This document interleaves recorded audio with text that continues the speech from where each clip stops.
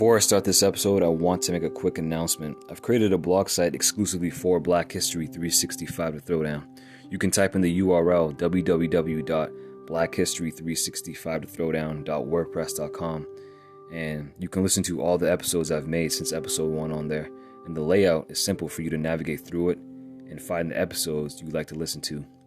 So check it out, and if you're a new listener, the site will absolutely help you out. With that said, on to today's episode. Welcome to Black History 365 to Throwdown, a series where I explain, educate, and explore historical events, unsung black figures in world history, and recount the struggles and triumphs of black people worldwide. I'm your host, Yusuf Fursi, and in this episode, I'll be presenting the life story of poet Phillis Wheatley.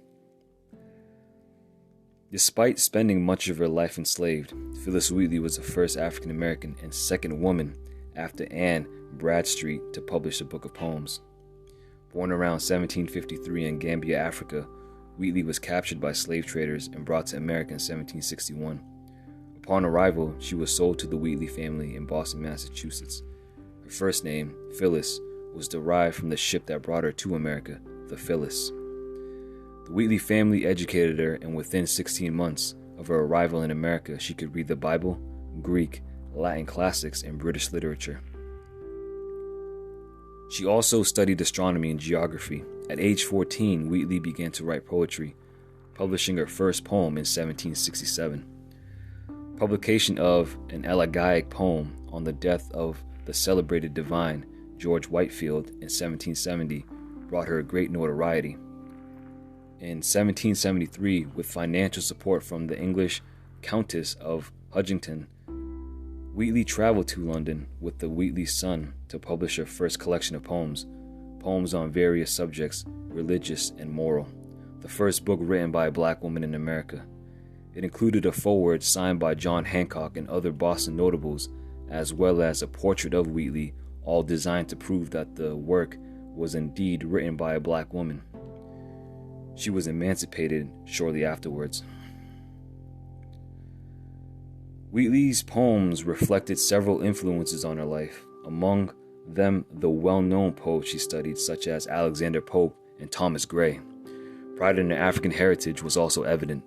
Her writing style embraced elegy, likely from her African roots, where it was the role of girls to sing and perform funeral dirges. Religion was also a key influence, and it led Protestants in America and England to enjoy her work. Enslavers and abolitionists both read her work, the former to convince the enslaved population to convert, and the latter as proof of the intellectual abilities of people of color. Although she supported the Patriots during the American Revolution, Wheatley's opposition to slavery heightened. She wrote several letters to ministers and others on liberty and freedom. During the peak of her writing career, she wrote a well-received poem praising the appointment of George Washington as the commander of the Continental Army. However, she believed that slavery was the issue that prevented the colonists from achieving true heroism.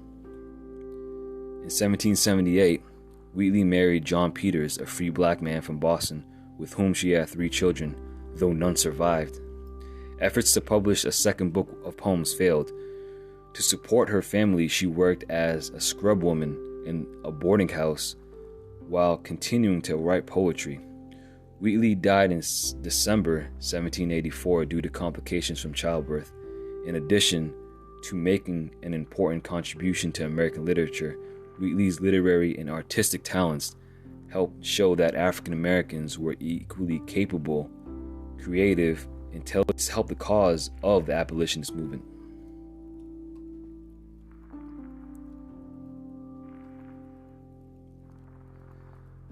And this concludes this episode. The show is made possible by Anchor, which is providing a great and easy-to-use service for new and seasoned podcasters. If you enjoy learning something new from the show, then make sure to subscribe on Spotify or whichever platforms you listen to your podcasts on. By doing this, you'll stay up to date with my future episodes. And remember that Black history should be learned about and celebrated every day, and not just in 28 days. So stay educated, and thank you for listening. I'm your host, Yusuf Fursi, and until the next episode, peace.